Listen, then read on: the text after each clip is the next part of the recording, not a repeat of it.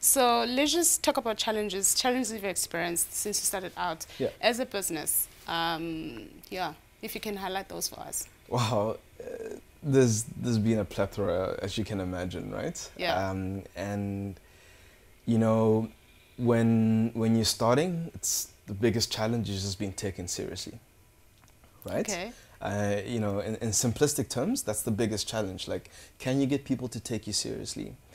And what we found was by, first of all, taking ourselves seriously, always presenting our stuff properly, being polished, thinking through high preparation, and always just trying to demonstrate that we were taking steps forward and reaching milestones, helped us to do that. In addition to that, building a very strong advisory group and board very early on really helped to sort of give us a bit of leap and even credibility when we didn't have it, right? So, none of us came from the payment space.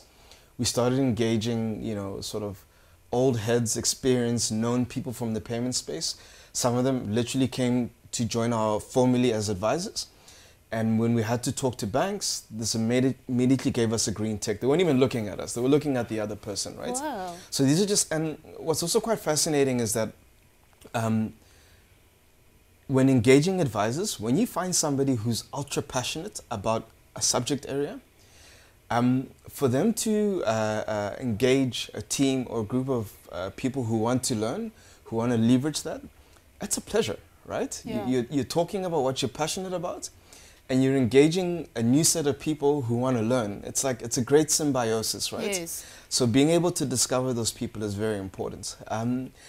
So credibility, the next thing was raising capital. As you can imagine, that's really, really hard. I was going to talk about that next. Yeah, it's really hard. There's no shortcuts. There's no silver spoon. There's really it's something you have to figure out.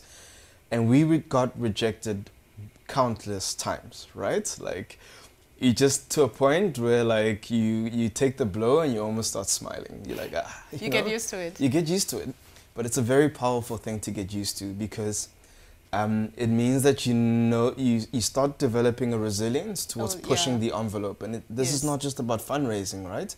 But it's about anything where you're trying to get to a new frontier and you need help, and you need people to buy in. And then on top of that, what we found during the fundraising process is that all the rejections actually amounted to a lot of valuable feedback, right? So, some of it was pointless and useless because they didn't really understand what we were trying to do. Yeah. But a lot of it was extremely valuable because, you had this outsider looking in, and first, maybe you're not explaining yourself properly, so how do you refine your message? Yeah. Second, they find a hole in your business model that you had never thought about, so you go fix the hole, right? Okay. And all of a sudden, through this roadshow and these engagements and being slapped around and being complimented, at the end of it, you end up with a very robust business model. Of course. Right? Yeah. Because you've almost crowdsourced the feedback. Yes. And by the time we ended the fundraising process, we could anticipate questions that investors were going to ask. We could see what they were going to ask, right? So it prepares you. Exactly. And all of a sudden, you're just answering the questions, you thought about everything, and now the person who's thinking about giving you money has comfort. I'm not sure if you've answered my last question, which was future plans. So, yeah, I guess future plans... we want to be the first true Pan-African SME player.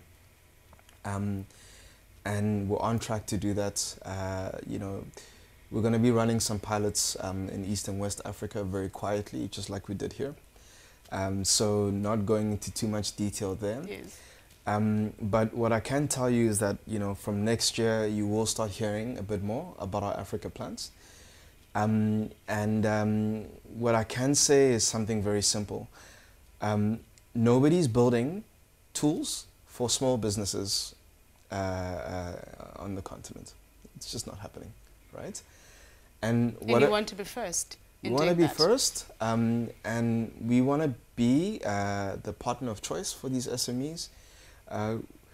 we say that we're building the operating system for SME growth. And yeah, it's a big vision. It's real.